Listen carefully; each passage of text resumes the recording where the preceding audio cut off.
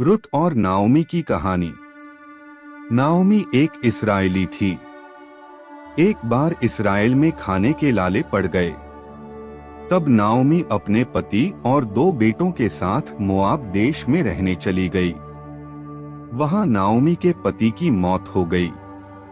कुछ समय बाद नाओमी के एक बेटे ने रूत से और दूसरे ने ओरपा नाम की लड़की से शादी कर ली। रूत की तरह ओरपा भी मोआब देश की रहने वाली थी। 10 साल बाद नाओमी के दोनों बेटे भी मर गए। इससे नाओमी और उसकी बहुओं पर दुहकों का पहाड़ टूट पड़ा। अब नाओमी क्या करती? एक दिन नाओमी ने सोचा कि वह अपने घर, अपने लोगों के पास लौट जाएगी। इस्राएल देश वहां से बहुत दूर था। रूत और ओरपा उसे अकेला नहीं छोड़ना चाहती थीं, इसलिए वे भी उसके साथ चल दी।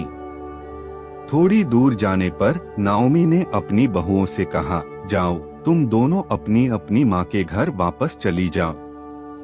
तब नाओमी ने अपनी बहुओं को चूमा और उन्हें अलविदा कहा। इस पर उसकी बहुएं फूट फूट कर रोने लगीं।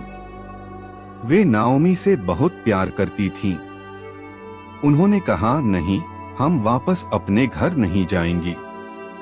हम आपके साथ आपके लोगों के पास चलेंगी। पर नाओमी ने कहा, मेरी बच्चियों, तुम वापस चली जाओ, इसी में तुम्हारी भलाई है।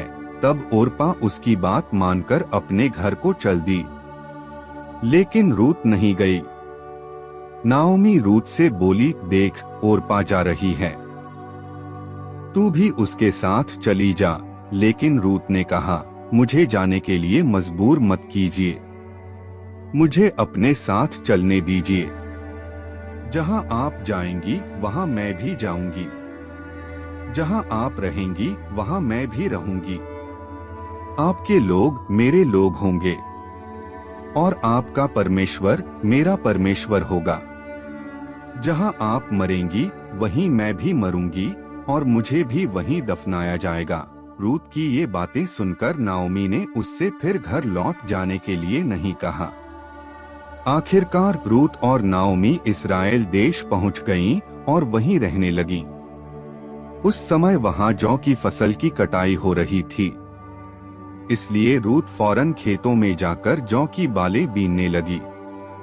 बोअज नाम के आदमी ने उसे अपने खेतों में बालें बीनने दी। मालूम है बोअज की माँ कौन थी? राहाब, जो यरीहो शहर की थी। एक दिन बोअज ने रूत से कहा, मैं तुम्हारे बारे में सब कुछ जानता हूँ। मुझे पता है कि तुम अपनी सास नाओमी से बहुत प्यार करती हो, और यह भी कि तुम अपने माता पिता और अपने देश को छोड़कर उन लोगों के साथ रहने आई हो जिन्हें तुम जानती तक नहीं। मेरी दुआ है कि यहोवा तुम्हारा भला करे। रूत ने बोअज से कहा, मुझ गरीब पर आपने बड़ी दया की है। आपकी इन बातों से मेरे दिल को बड़ा सुकून मिला है। बोअज को रूत अच्छी लगी। कुछ समय बाद उन दोनों की शादी हो गई। इससे नाओमी कितनी खुश हुई होगी। और जब रूत और बोअज के बेटा हुआ, तब तो नाओमी की खुशी का ठिकाना ही नहीं रहा।